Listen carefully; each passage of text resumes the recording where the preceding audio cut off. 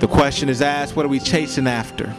What are we chasing after? Don't you know there are many people that are chasing after cars. They're chasing after motorcycles. They're chasing after the toys of this life. They're chasing after money. Are we chasing after money? What are we chasing for? Are we chasing for fame? Are we chasing for food? Are we chasing for the big mansion? Or are we just chasing for a house? It doesn't matter. What are we chasing for? Are we chasing for a career or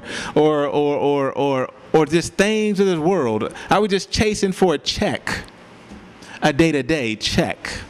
What are we chasing for? We need to ask ourselves that question. What are we chasing for? What are we running after in these last days? And there are many people chasing for, and they get it. They get the fame. They get the money. They get the cars. They get the houses. They get the food. They get all the things that many people desire. They get the paycheck from week to week, even though they're barely making it by. They get it, but they continue to chase and continue to run and run. Why are the people, when things go bad, when the economy goes down, why do some kill themselves? Because at the end they realize they're chasing after nothing. Because they realize, even those who make the big money, get the houses, the cars, they realize in the end they still feel like they're not getting nothing. Why do people have to get more and more and more? You become a billionaire. Now I want more money. I want billions. You can't even live in a lifetime having $40 billion. But why do they want more and more? Keep on chasing after something. Chasing after carrots. Chasing after carrots. You know, to get the bunny to run faster, they put a carrot in front of him, and he goes for that carrot, but that carrot is kind of like a fishing rod out there, and he can't never get it. Chasing after carrots. And that is us today in our society today. We're continually chasing after carrots. But we realize that carrot is an invisible carrot. We have this imagination in our mind, if I get this, if I attain this, if I get this degree, then everything will be all right. Once I get it, then, okay, I realize that doesn't give me satisfaction. So now what I need to do, I need to get the job. And once I get the job, that's when everything is going to be all right. And that's when I'm going to win the race. But when you get on a job, you realize, man, it's not what I want. So you keep on chasing and chasing and chasing after this carrot. And Satan says, keep on coming. And we keep running anyway. Say, oh, okay, maybe I need my master's degree. That's what it. And I get to the next. Oh, maybe I need my doctorate degree. That's going to do it. And then you keep running and running and running and running and running and running, realizing, man, when's the finish line? Because there is no finish line.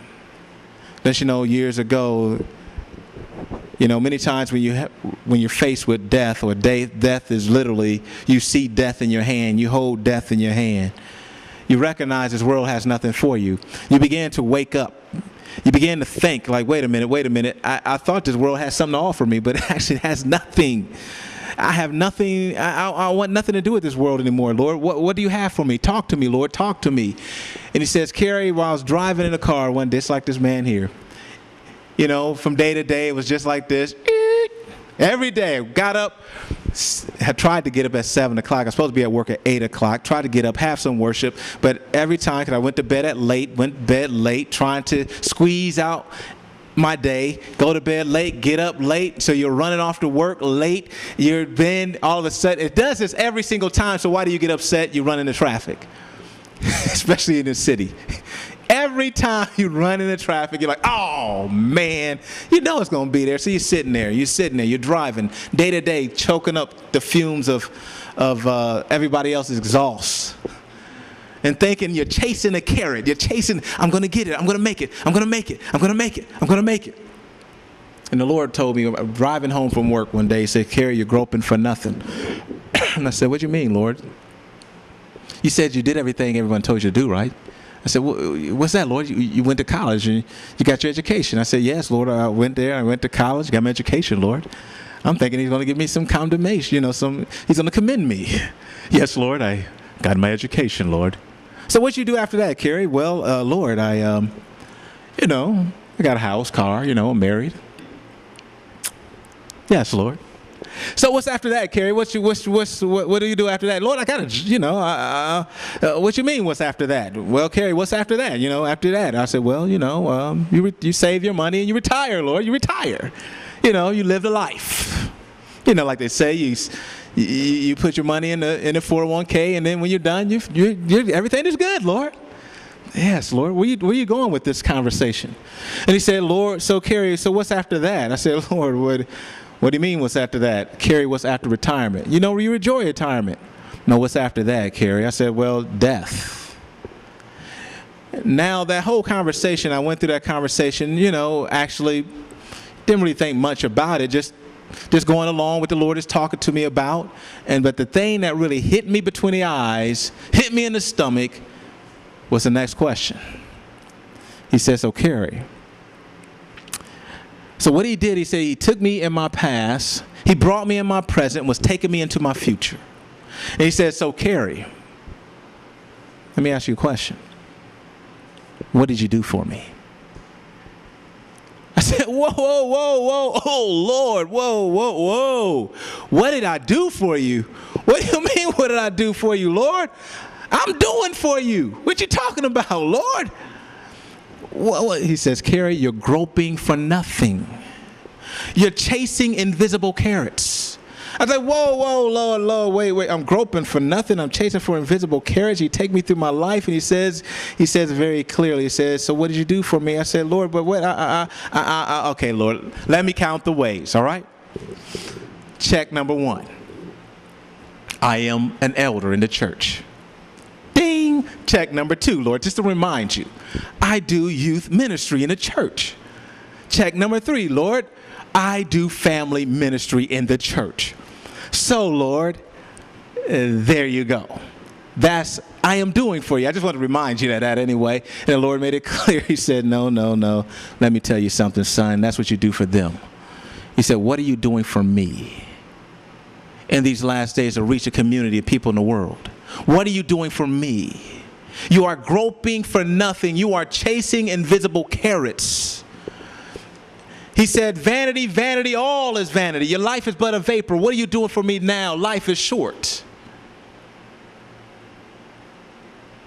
And remind me of this famous king. He said, who is this famous king that chased after invisible carrots? We're going to learn about him. At the end of his life, he called himself the preacher. And we're going to understand, why did this king call himself the preacher? He was a king that chased after invisible carrots. In what book was this preacher found? Let's find out. Of course, it's King Solomon. Everybody guessed that, right? Had it in your mind. King Solomon. He wrote the book of Proverbs. We all love the beautiful wise things he gives us in Proverbs. But he also wrote the book of Ecclesiastes. And let's look at Ecclesiastes 1:1 real quick. Ecclesiastes 1:1. Let's go to Ecclesiastes 1:1. It's right after the book of Proverbs, of course.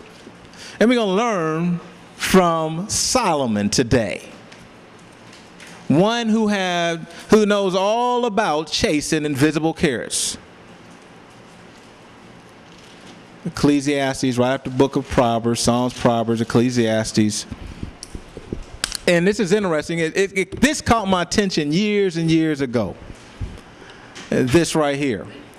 In Ecclesiastes 1:1. It says, the words of the preacher. I was like, what? Words of the preacher? What preacher is this? The words of the preacher, the son of David, king in Jerusalem. I said, whoa, wait a minute. You trying to tell me King Solomon now is calling himself a preacher? The preacher. Ecclesiastes, matter of fact, the word Ecclesiastes means the preacher. Did you know that? That's what the word means. Ecclesiastes, the preacher. So really, Solomon's book is entitled The Preacher. So we're looking at the preacher, verse 1. What does a preacher do? Now, it's very obvious that King Solomon has something to say to the people. The preacher is one who assembles a congregation and expounds teachings. So Solomon has something to teach, and we need to learn what Solomon has to teach. But why did Solomon call himself the preacher? Why did he call himself the preacher, and what are some lessons that we can learn from this preacher who was a king, but now he's a preacher? So let's learn something. First of all, let's go to Ecclesiastes verse 2. And let's look at the beginning of his sermon. Because King Solomon's about to preach to us, right? And he's about to teach us some lessons. The same lessons that the Lord taught me many years ago is this right here, verse 2, what he told me in the car. He says, Cary, you're groping for nothing. You're chasing after invisible carrots. You continue to run to a finish line that's not there, but the end of it is really destruction. In verse 2 it says what? Vanities of vanities, saith the preacher. Vanities of vanities, all is vanity. Don't you see the word vanities 1, 2, 3, 4, 5 times in a short sentence? Vanity of vanities, saith the preacher. Vanity of vanities, all. What's it say?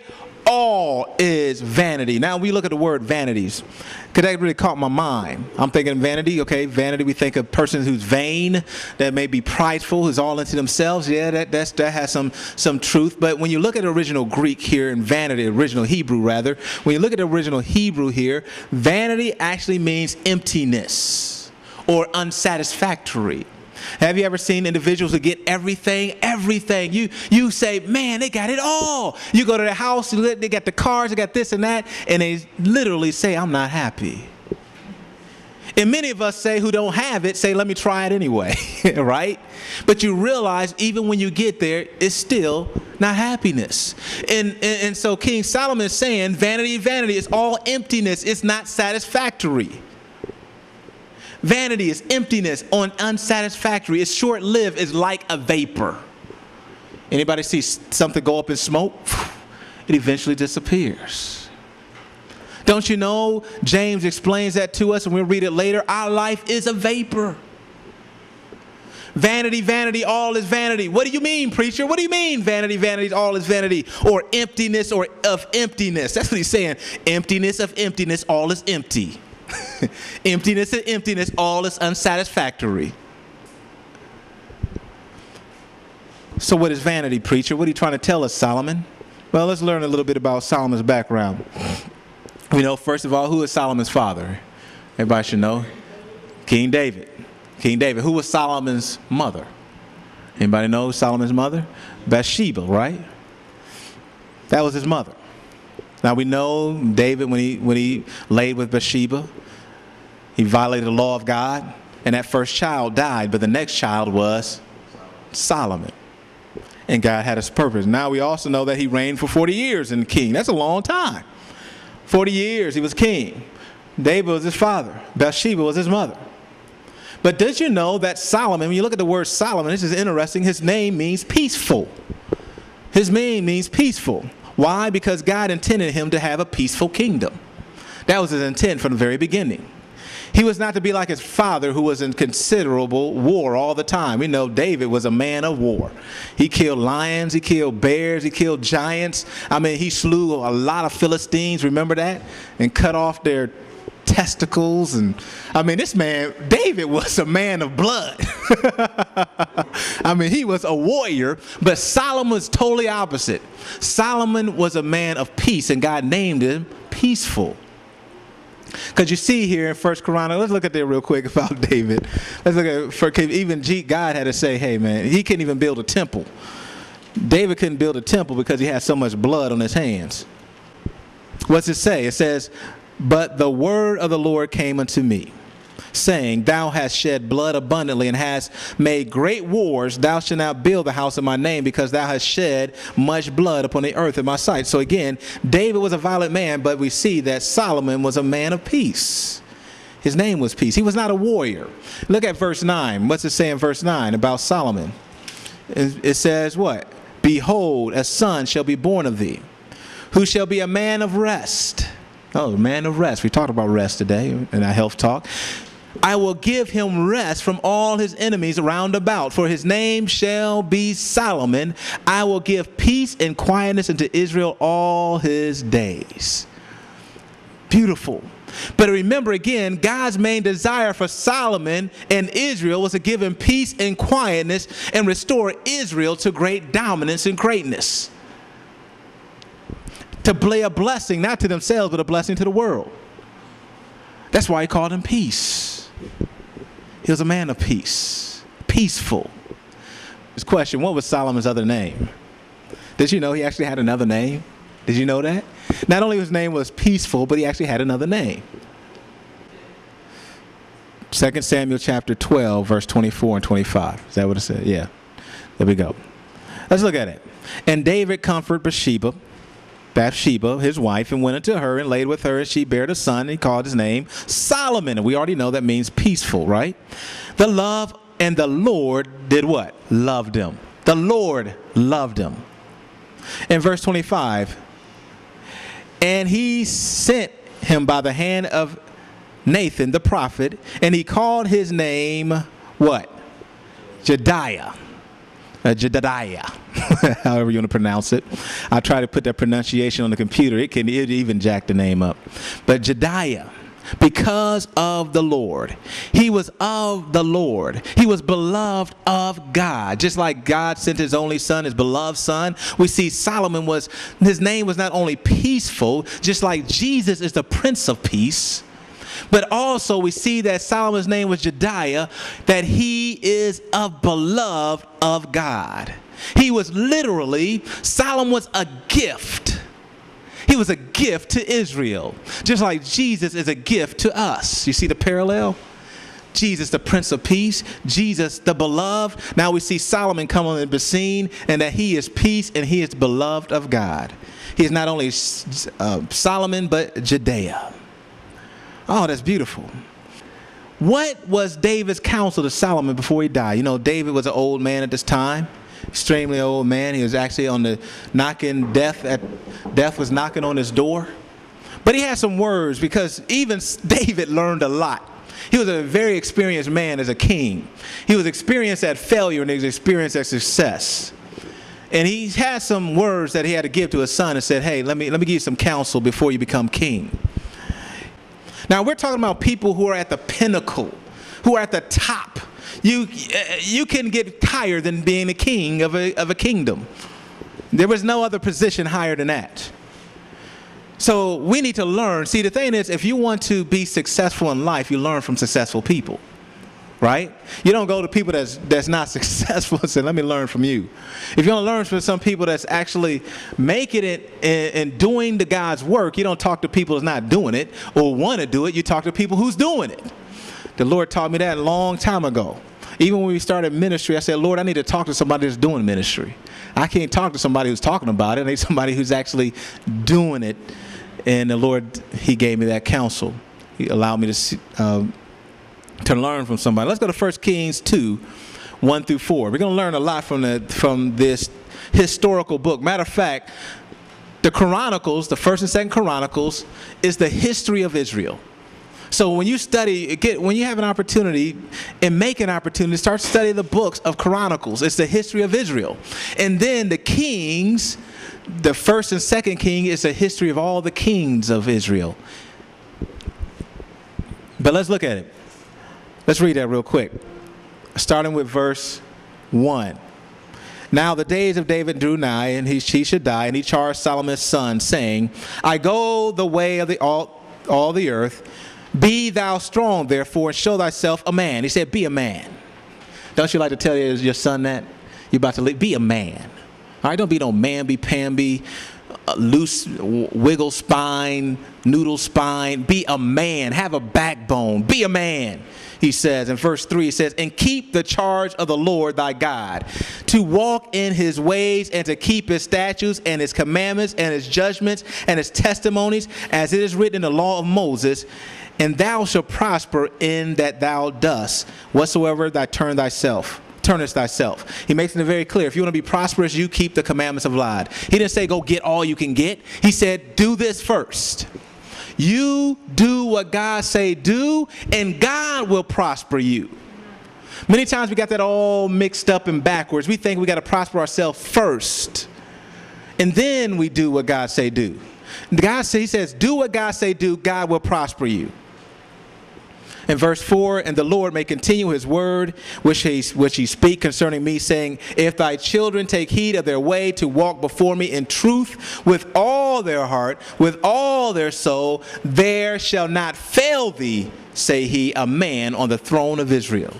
Don't you see? I mean, Solomon's literally at the pinnacle, and David is giving us some wise counsel here. You stay true to God, God will stay true to you. You stay true to God, your children become true to you. The people will stay true to you, because Solomon, you have the most sacred position in Israel as your king. You are a leader, and they all look to you. Let's go to 1 Chronicles 22. Go back to there. Your finger's going to be in Chronicles a lot, so you just want to make sure you stay close to it. Let's go to 1 Chronicles 22:11. And we're going to look at 11 through 13.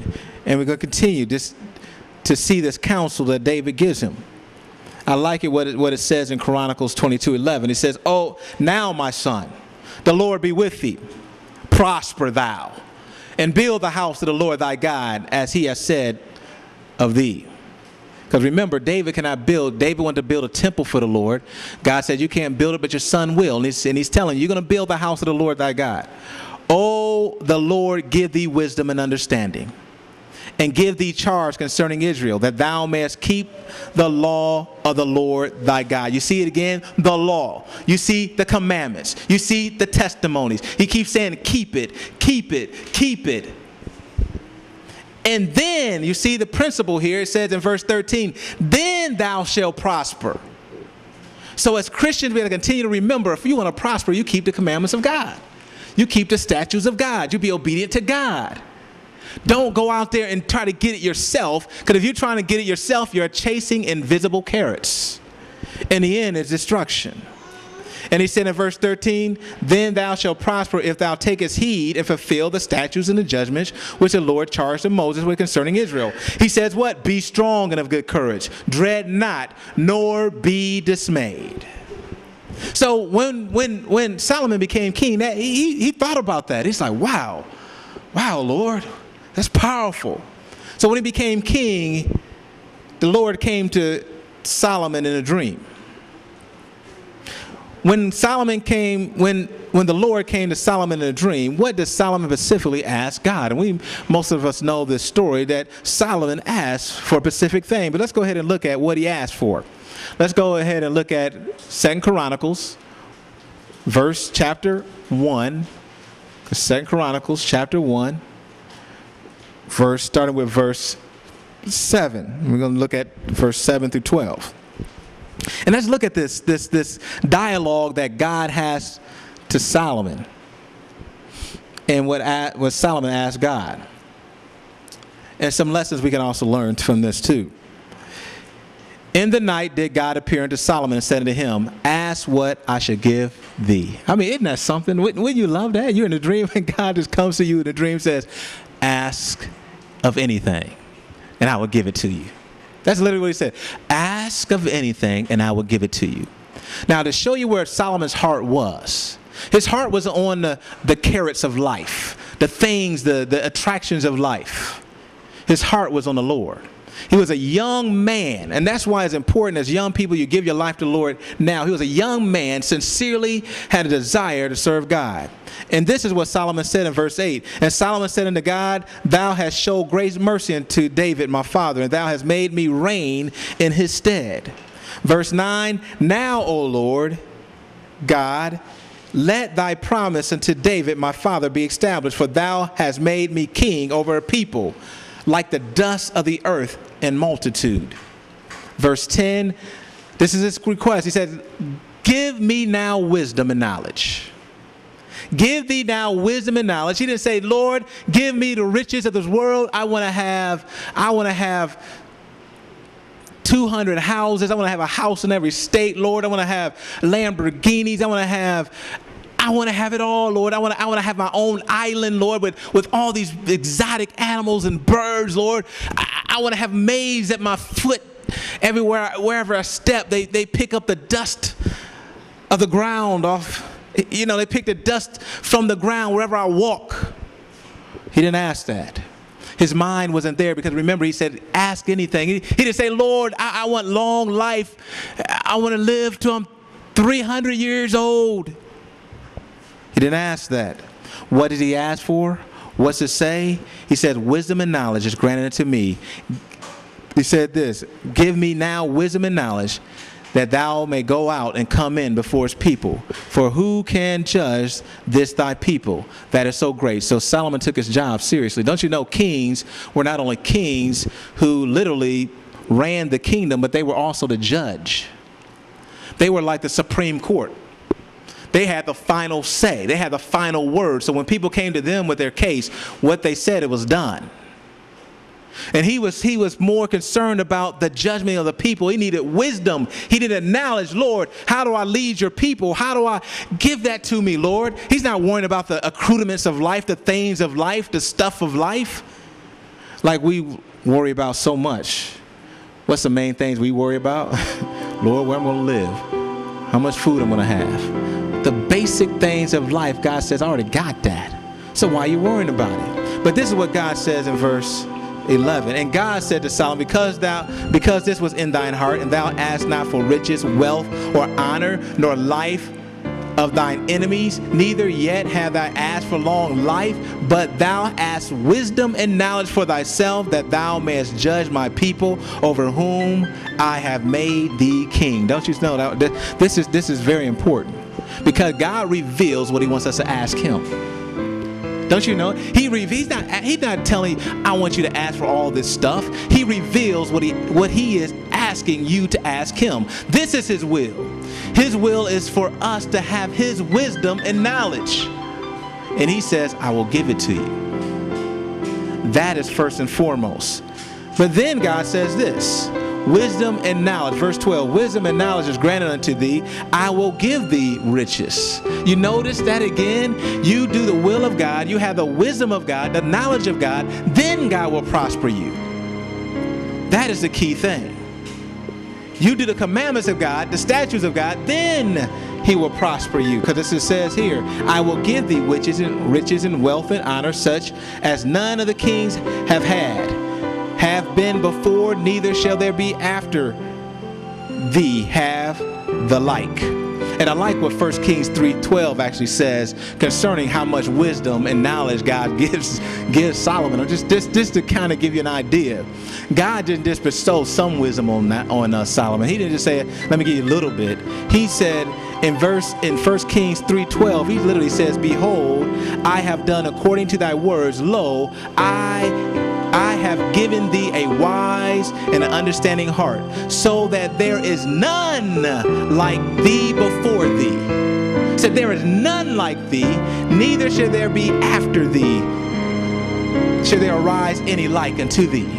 So he's saying you are going to be the wisest human being